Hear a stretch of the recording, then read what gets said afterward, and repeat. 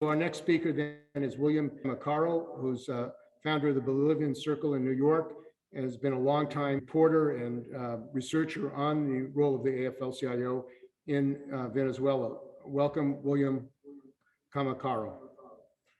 Okay, thank you very much for having me. I think that it's a very important event to also recognize how United States have been trying to do regime change in Venezuela for over 20 years.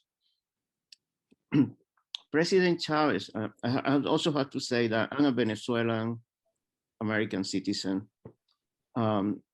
Since President Chavez was elected in 1998, Venezuela has been facing all kinds of sabotage and intentional assassinations against President Chavez first and President Maduro now. We had all kinds of sabotage on the electric company, the water system, the refineries of the Venezuelan state. They have been sending mercenaries to Venezuela, as Margaret mentioned, the hybrid war and the economic warfare that have been facing the Venezuelan people for the last 7 years. I don't think that people have any idea of how difficult was the situation has been in Venezuela in the last 5 years, 7 years. I was stuck in Venezuela during the pandemic time for 1 year. I was unable to come back to United States. There was no flight.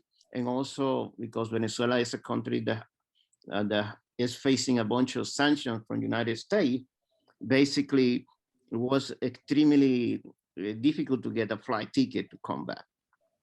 So I stayed there 1 year and I was driving around, very difficult to drive because there was no gasoline. The line, some people I spent 2 times more than 13 days waiting in a line to get gasoline, to put gas on my car.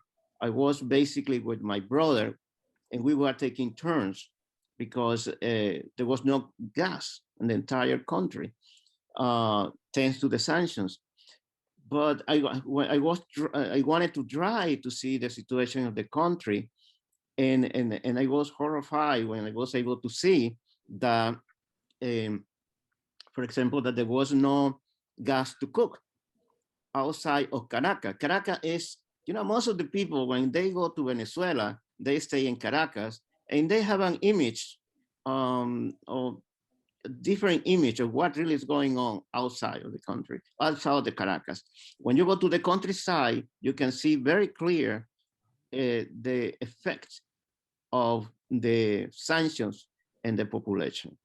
There was no gas. People were cooking in firewood all over in the countryside. People didn't have, the public transportation was horrible. Big truck, people were basically in big truck moving from one town to another one. Also, there was no medical stuff in the hospital. The situation was very horrible.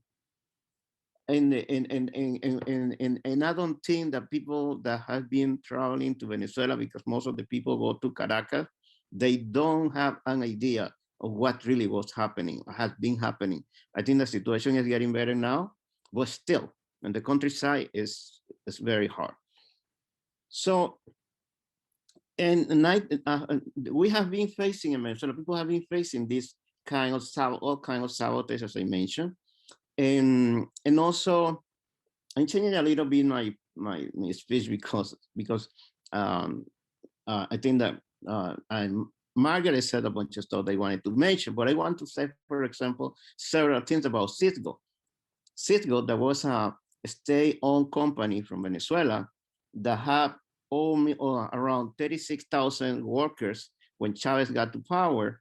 Basically, those 36,000 workers, around almost half of those workers were executives.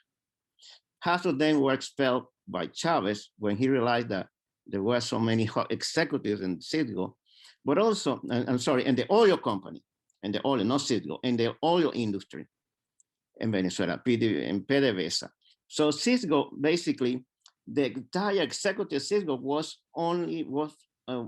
most of the executive in Cisco were only American people. There was not a single Venezuela and running this Venezuelan company. Chavez immediately changed that.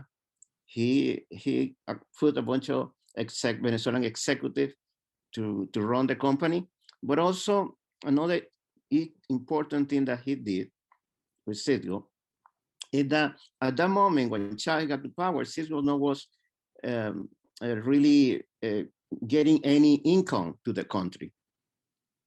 So the company started to provide some income. When Cisco was expropriated by United States and a bunch of thieves, Venezuelan thieves in Washington DC, basically was producing around $1.2 billion annually for Venezuelan people. Also, another important issue of Cisco is that Cisco was involved with in some social programs. So they realize that they have to have a responsibility, some kind of responsibility with the society, and they organize a bunch of programs around United States. I'm very sure that some of you know very well what I'm talking about, but they have all kinds of programs and all your hearing programs, some programs that provide resources and grants to different nonprofits, all kinds of programs all over the United States.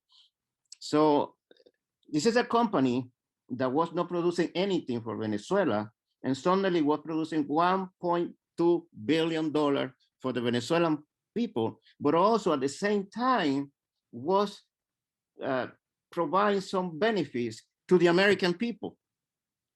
So now Cisco has been nationalized, has been basically expropriated, and is getting into deep debt right now. I wanted to mention that part. So this situation with Cisco, we have another company, the state of Venezuela have another company in Colombia that is also was producing, there was a chemical company, Monomeros, that was basically also expropriated by Duque, and also right now it's broke. They really robbed the entire money from the company, and they're not producing anything. Again, the United States has been financing all this warfare against Venezuelan people thanks to the taxpayers of the United States and to the collaboration of certain organizations like the Solidarity Center. And thanks to that, and to the economic sanction that, as Mark Waveroth said, a collective punishment. So the people in Venezuela, the CPR said basically that around 40,000 people more, I think that they have been mentioning more than 100,000 people in Venezuela have been dying thanks to those sanctions. If we take a little bit, that more than 30 countries are under sanctions right now in the entire planet. So those USA policies are right now killing thousands and thousands of people all over the planet. So I also want to say that, yes, Chavez came to power in 1999, and we start to fight all this kind of sabotage against the government. In 2002, there was a coup d'etat against President Chavez, and basically he was able to survive because hundreds of thousands of people, millions of people went to the street to defend the Venezuelan government, to defend the democratically elected President Hugo Chavez. And after the coup was overcome, immediately after, in December 2002, 2003 until February 2003, for several months, the oil industry was stopped, was completely paralyzed by a so-called oil strike. That was basically a sabotage to the industry, to the heart of the economy of Venezuela. And that And the main person or the main group organization that play a very important role in that coup d'etat, not only in the first coup d'etat against President Chavez in 2002, April 2002, but also in the oil strike, was the CTV, this Venezuelan union, right-wing Venezuelan union, that also was receiving money from the Solidarity Center. So at that time, maybe you remember, thousands and thousands of people were in the line waiting to get gasoline. It was a very difficult time. Venezuela lost more than $10 billion in those days. It was very, very terrible. I can say also that that money also have been financing, as they say, civil society groups that have been organizing, we don't know, but we can infer, organizing guarimbas, the so-called guarimbas, protests against the Venezuelan government. And I just want to mention one specific case to talk about the horrible thing that these people are doing with USA money in Venezuela and other parts of the world. And it's that a few years ago, in 2017, a man, his name was Oscar Figuera, was set on fire only because he was a Black person and he was he was similar to a Chavista. So apparently the Chavista has some kind of profile, and he was walking close to a right-wing demo in the richest area of the country, and he was set on fire. Right now, the person that set on fire, Oscar Figuera, just because he was a Black person, is under protection from the Spanish government. And Oscar, and I have to say that Oscar Figuera was not the only one. Around 22 people were set on fire, and most of the people that were set on fire for those groups, right-wing group, were basically Black people.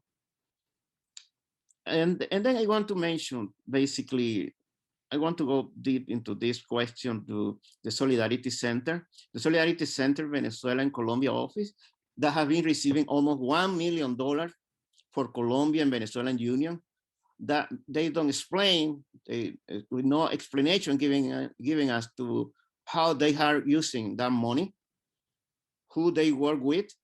The grant description just said that it is for promoting fundamental labor rights in Venezuela and Colombia, of course, working on the CTV. Yes, we can believe them, yeah. They also got around $700,000 for leadership and movement building. Yes, what kind of movement building they are right now working in, what kind, with civil society they are working right now in Venezuela. But again, no war. We don't know anything about how they are using that money, how the grant to the Solidarity Center for Latin American work. No word on who they are working with. Additionally, they got $975,000 for activities in Peru, in Ecuador. So we can infer that maybe they are doing something not good in those countries too. In 2021, grants are less than 2020, it's around $625,000. However, they are more than the previous 5 or 6 years. Since we don't know where the 650,000 is going, who knows how much of that has to do with Venezuela? Also, the 60% spike of the 2020 came in a year. There were major parliamentary elections, followed by the municipal and regional election in 2020 first. So the funding came between mayor's election and follows a partners of bigger funding around elections time, which underscored the idea that the National Endowment for Democracy, that's the money that the Solidarity Center is receiving, is coming from the National Endowment for Democracy. So that basically they are using that money to influence electoral outcomes. we can infer that. Again, the Solidarity Center is more active than ever in Venezuela, but they are not telling us who they are working with, giving zero useful information to us, to people in the union, to all of us here today about what is being done in their names. Even right-wingers and pro-interventionists have reason to denounce this lack of transparency. We only know about what they are doing because a piece of we pick up here and there from the news report after exhaustive searches. So basically for us, we need, and this, we are here gathering after 20 years of the coup d'etat and interventionism against the Venezuelan people. We are here in this meeting, which and this meeting that is extremely important for the Venezuelan people. We have to really denounce the role that the United States has been playing against the Venezuelan people.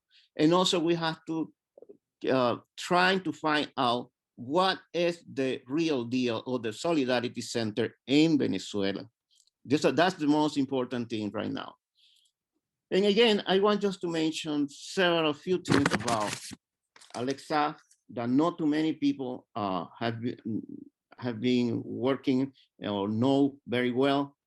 I need to say that there is only, I believe, only one union that have been putting a call to defense Alexa, and that was a bus driver union in Boston, that put a statement against his kidnapping. But I have to say a few things about this case, but it's extremely important. First of all, Alexa was working in behalf of the Venezuelan government. He was the special envoy of Venezuela for Iran, to Iran and to Russia, but also he was at the same time the ambassador of Venezuela in the African Union. So he was arrested in Cabo Verde, as Margaret said. There was no Interpol alert. The alert arrived 1 year later. No extradition agreement between Cabo Verde and United States. This man that was a diplomat, we always say the diplomat without immunity, Alexa. This man was basically tortured several times. His wife has been unable to go there to see him. He has not able to see his family. He was kidnapped in Cape Verde, and now he has been kidnapped in United States. This is a clear violation of the international law. And for the last thing I want to mention, and with this is going to ending, the day after Alexa was kidnapped from Cabo Verde, the day after, basically Ukraine requests the extradition of a diplomat from Russia. This is the kind of war that we're getting. If they are successful to maintain Alexa in jail, there is no diplomacy. It's the end of the diplomacy. And we need really to get involved and to defend Alexa, because what he was doing is to avoid the illegal and coercive sanctions from the United States to get food, medicine, and oil to the Venezuelan people. Thank you very much.